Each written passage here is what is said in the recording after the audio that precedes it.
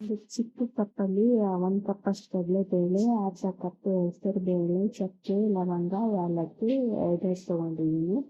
ಆಮೇಲೆ 1 ಸ್ಪೂನಷ್ಟು ಮೆಣಸು ಮತ್ತು 1 ಹಿಡಿಯಷ್ಟು ಕರಿಬೇವು, 4 ಸ್ಪೂನಷ್ಟು ಧನಿಯಾ, 1 ಸ್ಪೂನ್ ಮೆಂತ್ಯ, ಜೀರಿಗೆ 1 ಸ್ಪೂನು, ಆಮೇಲೆ ಒಣ ಕೊಬ್ಬರಿ ತುರಿ 1 ಕಪ್ಪು, ಬಾಡಿಗೆ ಮೆಣಸಿನ್ಕಾಯಿ 1 ಹಿಡಿಯಷ್ಟು ಹಾಕೊಂಡು ಚೆನ್ನಾಗಿ ಹುರಿದು ತಣ್ಣಗಾಗಬಿಡಿ. ಮತ್ತು ಅದೇ ಬಾಣಲೆನಲ್ಲಿ ಒಗ್ಗರಣೆ ಕಾಳು 4 ಸ್ಪೂನ್ ಎಣ್ಣೆ ಹಾಕಿ ಒಗ್ಗರಣೆ ಕಾಳು, ಶೇಂಗಾ, ಗೋಡಂಬಿ ಮತ್ತು ಒಣಮೆಣಸಿನ್ಕಾಯಿ, ಕರಿಬೇವು, ಇಂಗು ಹಾಕಿ ಒಗ್ಗರಣೆ ಕೊಟ್ಟಿಟ್ಕೊಳ್ಳಿ. ಮತ್ತು ಅದೇ ಬಾಣಲೆನಲ್ಲಿ 2 ಸ್ಪೂನ್ ಎಣ್ಣೆ ಹಾಕಿ ಈರುಳ್ಳಿ, ಆಮೇಲೆ ದೊಣ್ಣೆ ಮೆಣಸಿನ್ಕಾಯಿ, ಟೊಮೆಟೊ ಹಾಕ್ಕೊಂಡು ಹುರಿದು ಇಟ್ಕೊಂಡಿರಿ.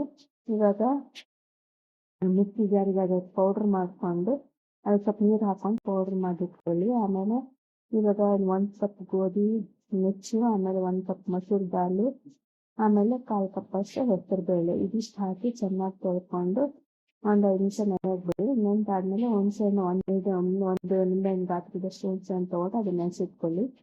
ಇವಾಗ ನೀರು 3 ಕಪ್ ನೀರು ಹಾಕಿ ಅದನ್ನು ಬಾಯ್ಲ್ ಮಾಡಿದ್ಮೇಲೆ ನೆನೆಸಿಟ್ಕೊಂಡಿರೋ ಗೋಧಿ ನುಚ್ಚನ್ನ ಅದರಲ್ಲಿ ಹಾಕಿ ಇವಾಗ ಹುರಿದಿಟ್ಕೊಂಡು ಆಲೂಗಡ್ಡೆ ಮತ್ತು ಕ್ಯಾರೆಟ್, ಟೊಮೆಟೊ, ಈರುಳ್ಳಿ ಇದನ್ನೆಲ್ಲ ಹಾಕಿ ಹುಣಸೆಹಣ್ಣು ಹುಳಿ, ಉಪ್ಪು, ಆಮೇಲೆ ರುಬ್ಬಿರೋ ಮಿಶ್ರಣ ಮತ್ತು ಇದು ಫ್ರೈ ಮಾಡಿ ಇಟ್ಕೊಂಡಿರೋ ಟೊಮೆಟೊನೆಲ್ಲ ಹಾಕಿ ಅದನ್ನು ಒಂದು 5 ನಿಮಿಷ ಕುದಿಸ್ಕೊಂಡಾದ್ಮೇಲೆ ಲಾಸ್ಟಲ್ಲಿ ಒಗ್ಗರಣೆ ಮಾಡಿ ಇಟ್ಕೊಂಡಿರ್ತೀವಲ್ಲ ಅದನ್ನು ಹಾಕಿ ಇಟ್ಕೊಂಡ್ರೆ ಗೋಧಿ ನುಚ್ಚಿನ ಬಿಸಿಬೇಳೆಭಾತು ರೆಡಿ.